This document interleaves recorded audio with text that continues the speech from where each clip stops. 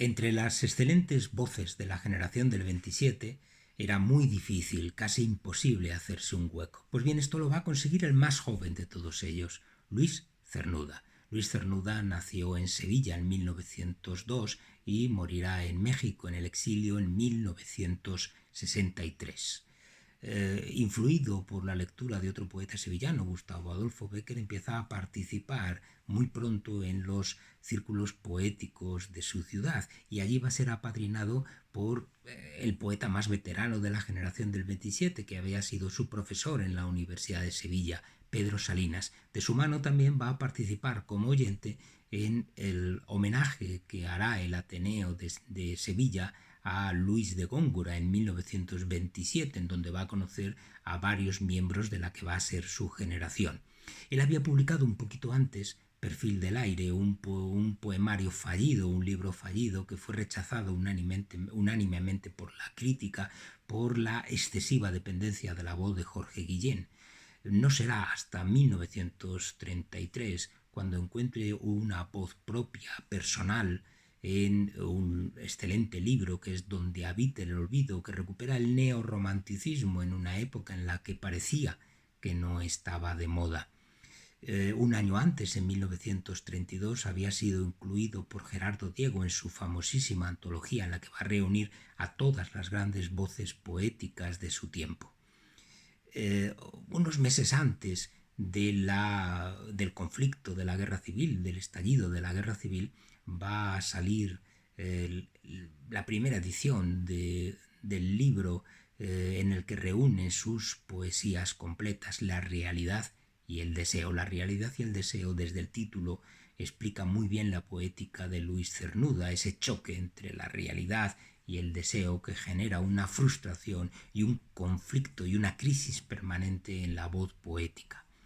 Ya en el exilio, primero se exilia en el Reino Unido, luego en Estados Unidos y finalmente buscará la luz y la palabra española, el idioma español en México. Ya en el exilio irá dando sus grandes títulos en una evolución que va desde una nostalgia muy fuerte, muy personal de España, que incluye el paisaje, la gente, la infancia, la juventud, pero también el idioma, hasta una reflexión personal sobre el tiempo, la degradación del cuerpo, el envejecimiento, la pérdida de la belleza y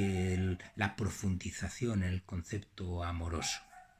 Entre esos libros, el primero, que es una obra maestra, lleva el título de Las nubes, se publicará en 1942. De todos esos libros que publica en el exilio, quizá podamos resaltar Ognos, que es uno de los mejores libros de prosa poética que se han escrito en España y que se publicará en 1942. Siguen Poemas para un cuerpo de 1957 y así hasta el último de ellos, el excelente Desolación de la Quimera de 1962.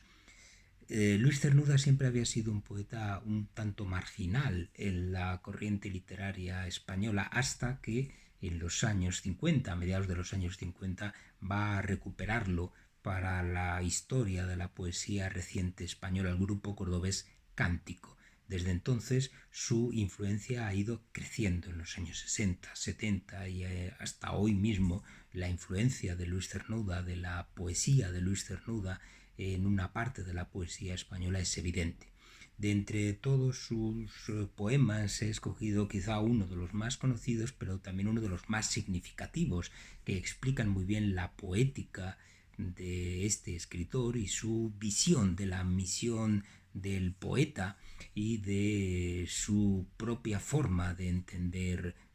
la vida y el mundo. Donde habite el olvido, en los vastos jardines sin aurora, donde yo solo sea memoria de una piedra sepultada entre ortigas, sobre la cual el viento escapa a sus insomnios, donde mi nombre deje al cuerpo que designa en brazos de los siglos, donde el deseo no exista, en esa gran región donde el amor, ángel terrible, no esconda como acero en mi pecho su ala, sonriendo lleno de gracia aérea mientras crece el tormento. Allí donde termine este afán que exige un dueño a imagen suya, sometiendo a otra vida su vida, sin más horizonte que otros ojos frente a frente, donde penas y dichas no sean más que nombres, cielo y tierra nativos en torno de un recuerdo, donde al fin quede libre, sin saberlo yo mismo, disuelto en niebla, ausencia, ausencia leve como carne de niño, allá, allá lejos, donde habite el olvido.